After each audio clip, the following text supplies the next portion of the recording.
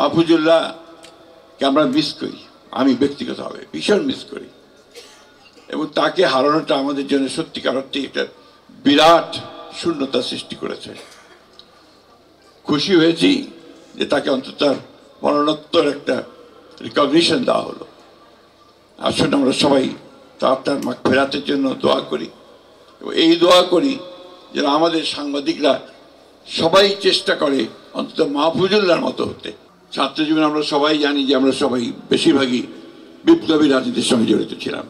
মাহবুব ভাই এখন আছেন, আমরা দেশের শ্রেণী শত্রু খতম করার স্লোগানও দিয়েছি মাহবুব ভাইয়ের সঙ্গে। ঠিক কি বলেন নান্নু ভাই? তো সেই শ্রেণী শত্রুর ব্যাপারটা যে সঠিক ছিল না, খতম করার ব্যাপারটা যে সঠিক ছিল না, এবং তারপরে আমরা যে আমাদের রাজনীতির যে চিন্তা ভাবনাগুলো পরিবর্তনে সব মিলে যে একসাথে কাজ শুরু করেছিলাম। আজকে অত্যন্ত আশাবাদী আমরা সবাই যে সেই ফ্যাসিবাদের পরিবর্তন হয়েছে, ফ্যাসিবাদ পালিয়ে গেছে এবং সেই আন্দোলনের মধ্য দিয়ে পালিয়েছে। আমির খুরশিদ সাহেব বলেছেন যে দীর্ঘদিন ধরে এই দেশের রাজনৈতিক দলগুলো তারা যে চেষ্টা করেছে, তারা যে ফ্যাসিবাদের বিরুদ্ধে লড়াই করেছে, সংগ্রাম করেছে, সব শেষে ছাত্র এবং জনতার সমবেত প্রচেষ্টায় সেই সম্ভব হয়েছে। আজকে একটা আশার আলো সবাই আমরা দেখতে পাচ্ছি যে আবার নতুন করে বাংলাদেশকে আমরা গড়ে তুলব। সবাই এই কথাটা বলছি, এটাতে সবারই আমার আরো অনেক বেশি আন্তরিক হওয়া প্রয়োজন, এবং সত্যিকার অর্থেই আমরা যেন সবাই ভবিষ্যৎ প্রজন্মের জন্য যে কথাটা বলা হয়েছে বাসযোগ্য দেশ, তিতুমির বলেছে, সেই বাসযোগ্য দেশ তৈরি করার জন্য আমরা সবাই যেন কাজ করতে পারি। মাহফুজুল্লাহর প্রতি আমাদের সম্মান দেখানো তখনই সফল হবে, চূড়ান্ত হবে, যদি আমরা তার এই আরাধ্য কাজটা আমরা করতে পারি। আমাদের তো এখন অনেক বয়স হয়েছে, এখন এখানে সব নবীনেরা আছেন, তরুণেরা আছেন, তারা দেশকে নতুন করে চিন্তা করছেন।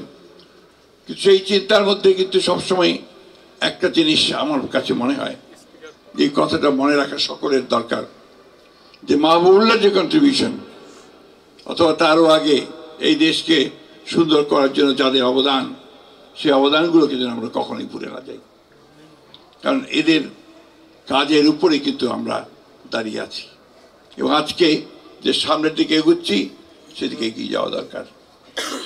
অত্যন্ত প্রগতিশীল মানুষ ছিলেন মাহফুজুল্লাহ, এবং কালোকে কালো বলতে দ্বিধা করতেন না, সাদাকে সাদা বলতে দ্বিধা করতেন না। এবং যে কথাটা এখানে অনেকে বলেছেন যে তার যে তর্ক, সেখানে তিনি অত্যন্ত সাবলীলভাবে তার বক্তব্যটাকে এমনভাবে উপস্থাপন করার সক্ষমতা যার ছিল যে সেখানে প্রতিপক্ষ সেখানে নিঃসন্দেহে পরাজিত হতো। মাহফুজুল্লাহর পরিবার তারা অনেক কষ্ট করেছেন। যে কথাটা কিছুক্ষণ আগে একজন বলেছিলেন যে আজকালকার সাংবাদিকেরা অনেকেই, আমি সকলের কথা বলি না, অনেকেই তারা তো নিজেদের আখের গোছানোর জন্য আপনার দালালি করে। কথাটা ভালো হয় না, হলো না, তারপরেও কথাটা বলতে হলো, এবং বাড়ি ঘর প্লট সব জোগাড় করে। মাহফুজুল্লাহর কিছুই ছিল না। মাহফুজুল্লাহ চিকিৎসার জন্য তার পরিবারকে, তার বন্ধুদেরকে অন্যের কাছে হাত পাততে হয়েছে। এখনো তার ছেলেমেয়েরা বাইরে আছে, দেশে আছে। আমি তাদের প্রতি আমার সবসময় দেখা করতে পারি না, যেন ক্ষমা চেয়ে নিচ্ছি, কথা বলতে পারি না।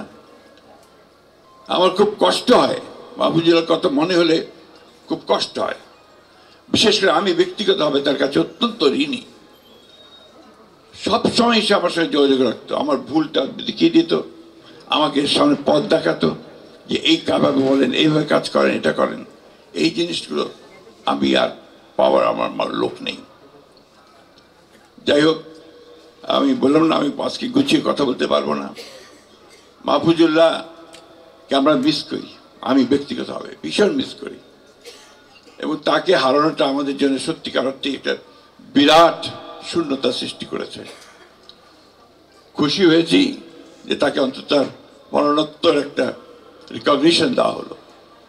আসুন আমরা সবাই তার মাগফিরাতের জন্য দোয়া করি, এবং এই দোয়া করি যেন আমাদের সাংবাদিকরা সবাই চেষ্টা করে অন্তত মাহফুজুল্লাহর মতো হতে। ধন্যবাদ সকলকে। আসসালামু আলাইকুম।